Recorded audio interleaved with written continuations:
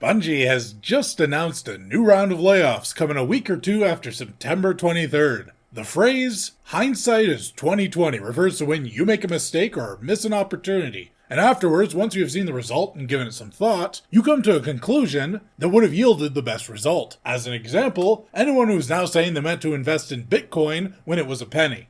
After a decade of declining success and continued failures in the AAA gaming industry that are constantly so easily explained and visible for months if not years before the game's release, it is fair to say that the AAA games industry have hindsight of 200 million. Marathon is not going far, if it even makes it to the starting point, which at this rate is questionable. And sure, it has some bright colors, like painters that take a white canvas and then dump a bunch of paint cans on it, and some art assessor praises it, and narcotics distributor uses it to launder $5 million. Marathon barely even looked worth discussion. Sure, we all love a good pile-on. Legit, after watching that gameplay, this is the sort of game where a review ends with an empty column for both the pro and the cons, which for some types of game might be fine at $20, but for a AAA games-as-a-service shooter is basically a lobotomy. Marathon seems like an easy ignore, and then they pulled something so astounding it had to be pondered. We found out it doesn't even have proximity chat. In 2025, Nintendo is finally getting on the social chat and camera functionality bandwagon, and the guys that brought us Halo, the original shit-talking attitude era of Xbox Online, are too pussy shit to have chat in their PvP extraction shooter. Dora the Explorer wants to know if you can say soft bitch Espanol. But hey, you can't judge this game yet. It's a few months from launch. Surely they can create a completely different, appealing game in that time period. Isn't that right, influencers? Just like with Concord, Kill the Justice League, Forspoken, Saints Row, we cannot judge the game based on the red flags we've seen before 100 other AAA crashes. We need to wait until the game is already in a flaming pileup before we're allowed to say anything negative about it. And then we need to listen to the same influencers openly pondering why games are so bad now and cry about the unexplained layoffs all the time. What a conundrum. Where did the bold colors of the trailer go anyway? One of the most stark visual aspects of the teasers was the bright blood seeping from dead characters. It was vivid, it managed to stand out. The gameplay footage shows corpses just turn into digital cubes and float away, and then there's a little puddle beneath them. What are you even extracting? The only interesting thing here would be cosmetics. But let's be honest, the entire reason they're making this game is to sell cosmetics on the shop. This is not our first or 50th rodeo. Bungie has a big name. It'll get attention at launch and people want to take a look. But this is a gas game. A solid launch does nothing more than a week of media celebrating the "we own the chuds" before they go silent as a corpse when the studio announces the game was so successful it had to lay off half the studio and shut it down the same month. Winning a sprint means nothing when this is the kind of game that took a decade to make. This needs to win a marathon. Though, even with their name and media support, Bungie should be less worried about making it to the finish line and much more worried about making it even to the starting line. Extraction shooters are complex, messy, full of massive, consistent frictions. This friction prevents these games from appealing to the mainstream, while at the same time becoming timeless niche obsessions for some players. There's a comparison here to how a game like this would be successful, because the MMORPG industry went through about the same thing. There was a time when the main MMORPGs were games like Final Fantasy XI, EverQuest, RuneScape, and in an era when the internet was far more obscure and niche, these games had playstyles like walls. You had to have extensive knowledge to do well in them, and friends to play with to do just about anything at all. Then Blizzard came along, and much like many of their other big successes, made the overly complicated game that's meant for a very small, specific fan base into a behemoth of World of Warcraft. Vanilla WoW is still a complicated game with many frictions, many ways to become an expert in every type of playstyle. Yet, it's also very streamlined, simple, easy to get a group together. You could play the game solo for the most part. Questing and progression was quite intuitive, at least comparatively. Nearly everything was very newbie friendly. Extraction shooters could benefit from a newbie-friendly extraction shooter that both keeps the complexity and interactions that make games like Tarkov so good, yet makes it easy for a new player to enjoy as well. Bungie, however, is not the studio to do it. They can't even manage a coherent story in Destiny 2, and that's a game that's built to allow it. They want a wide audience in a PvP-only free-for-all game? This is a daunting task to begin with. What is a casual player going to want from a game like this? Customization. When you start this without custom characters and creation tools, you kneecap your game. The next blow is when the characters aren't recognizable. For example, Marvel Rivals does not allow customization. However, it does allow a power fantasy of playing a recognizable, beloved character like Invisible Woman or Venom. And then the third thing is going the exact opposite. Instead of having recognizable characters, they have completely unrecognizable characters. Unfortunately, they don't look great, who you aren't even going to be interested in getting customizations for as a player. What is the visual reward here?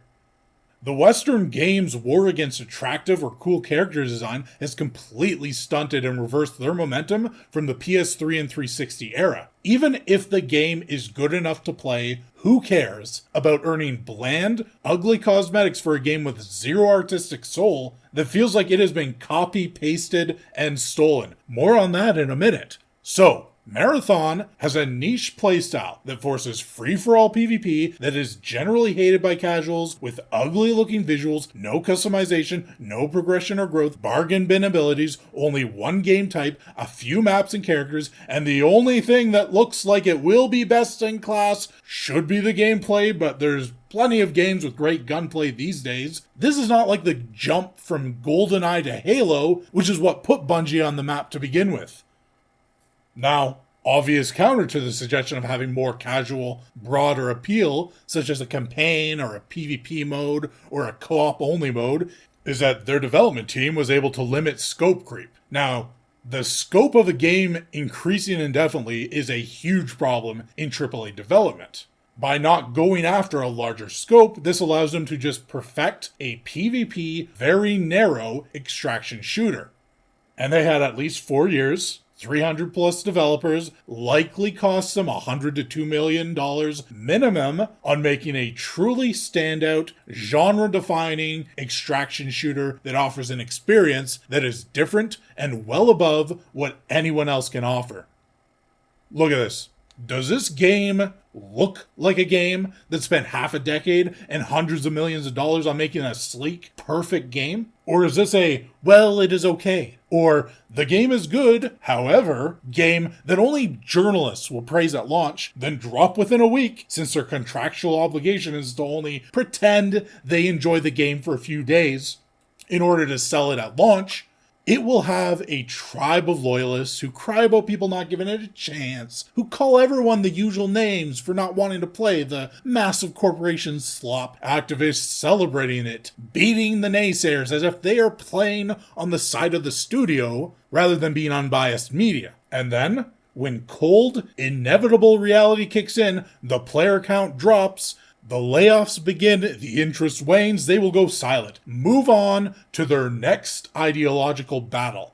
They will learn absolutely nothing. The lessons of Kill the Justice League, Veilguard, Concord, Forspoken, Saints Row, these studios are not ignorant. They've gotten the message loud and clear many times, and they have told us right back they have zero intention of changing their ways. Don't feel bad when games built to fail manage to succeed at failing. Resist their bad faith arguments and attempts to guilt you. They have decided to fail. We gave them every opportunity for success. When next game fails, let them know you apologize for absolutely nothing, because you have absolutely nothing to apologize for. But wait, suddenly, there's more. Marathon is being accused of art theft. And this looks like inspiration taken. Not exactly, it's more like they hit the copy-paste button and forgot to make their friend's homework look legally distinct, or even to take their friend's name off the top of the handout. The art theft topic is both huge and small. Huge, Because you have a game that's already tanking and you added gasoline to the fire. This is an example of something where people already dislike it, but you're giving them more reason to. You're giving them ammunition. It is the biggest promotional boost this game has ever gotten, and it is the perfect counter to the no such thing as bad PR. It is also small, mostly for the same reason. If something is already falling off a cliff, adding a few weights to it won't really change its fate. Marathon was never going to succeed due to the decisions made by everyone at the studio over the course of years that were all horrible. Every part of this game is a disaster, from gameplay to the bland art to the lack of interesting story or characters, zero customization, cosmetics nobody cares about, zero social interaction due to no voice chat because they're afraid of people having social interactions, poor level design, zero innovation. The list goes on before we even get to the art theft. Do not let them try and convince you that is the reason this game fails. When it fails, that's not a prediction, that's a spoiler. There are some very lucky employees at Bungie. You just got your big out. Throw the art director under the bus. By the way, they deliberately had him on camera for this. They did not need to do that, but this was to give the community a face to direct their anger onto. Just remember that when these studios whine about harassment, they choose who faces the public stoning. They do not and never have protected their employees. The media and big companies very purposefully point you at who to hate instead of the corporation itself. Hence, why this guy looks like he was attending his own funeral service. Expect media to blame the failure of the game on bad PR from the art theft debacle. Bungie to make cheap promises to do better, blame fans for harassment or toxicity or whatever. The game flops on release, shut it down in a month, Concord 2.0, and by the time Fairgames comes out, prove they have not learned a damn thing as we restart this retarded process all over again. Excuses, excuses, excuses, and blame to avoid any accountability or learning. This is what is killing video games. When they make something gamers do not want, when they take steps to do exactly the opposite of what the players enjoy, their message is the same. Gamers, you need to change what you enjoy to suit what the developers made, not ask the developers to change what the developers make to suit what gamers enjoy. We have over a decade of this peak retardation in these studios, still having them put Type A and Type B in their gender slots, still making androgynous, ugly character designs they know nobody wants, because they still think they can force gamers to stop wanting attractive, sexy, or cool characters by just forcing this slop in and calling you a toxic misogynist for not liking it. Keep that in mind. That is their goal. They are angry about your personal preferences, what you like or do not like. And they believe that they can change you through a mix of guilt, propaganda, and inundating the entertainment you enjoy with their disgusting fetishes. They will keep pushing gender ambiguous, frumpy, obnoxious, unlikable checklists designed by committee, overbearing, did not earn it girl bosses, and unthreatening, unmasculine, weak, pathetic, guilt-ridden soy male slobs, and they fully intend to do this until every single one of their studio closes. Everyone is laid off, and their industry just falls apart. There is no changing their minds. Look at games journalism. It's been completely gutted down to just a few sites, and activist journalists who haven't been laid off yet are only doubling down and increasing their verbal diarrhea production. So what do you think about Marathon? Some seem to think that pushing it back a year or two will fix it. Going to be blunt here, there is no saving this game, but hey, maybe this is me putting my mouth in my foot. Please, like, subscribe, and leave a comment on what you like or dislike about Marathon and Sony's live service situation. But where there's smoke, there is fire, and this seems to be a common theme with so many of these AAA flops. There is a slew of problems we can all see in the gameplay, the anti-gamer sentiment of their developers, the visuals, the modern audience character design. We can see it right from the first trailer. And more, we are seeing leaks that show a horrible workplace, bad behavior of the staff. These studios, whether it is art theft, Ubisoft harassment, or anything else, and then comes the media to say, nothing to see here. There is, though. There's more to see here than we will ever know. And they are deathly afraid of people finding out.